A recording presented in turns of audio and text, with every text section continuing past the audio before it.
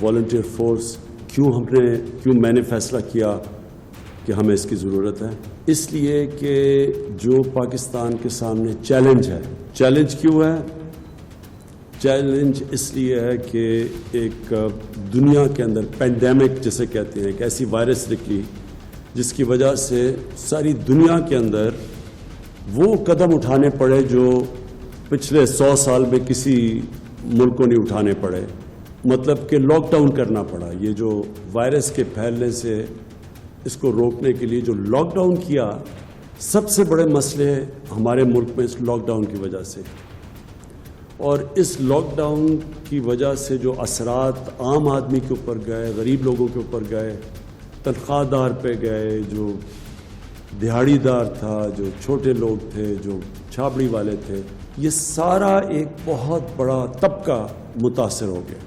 تو مقصد اس volunteer force کا یہ ہے کہ ایک مشکل وقت میں قوم کو ان لوگوں کی ضرورت ہے جو مدد کر سکتے ہیں، رضاکارانہ طور پہ ہماری ایڈمنسٹریشن کی مدد کر سکتے ہیں۔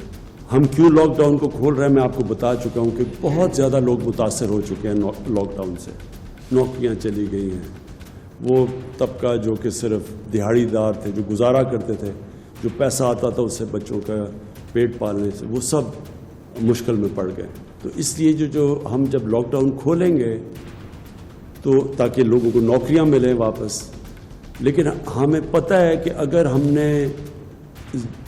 ایسا لاک ڈاؤن کھول دیا کہ جدھر لوگ جمع ہونا شروع ہو گئے،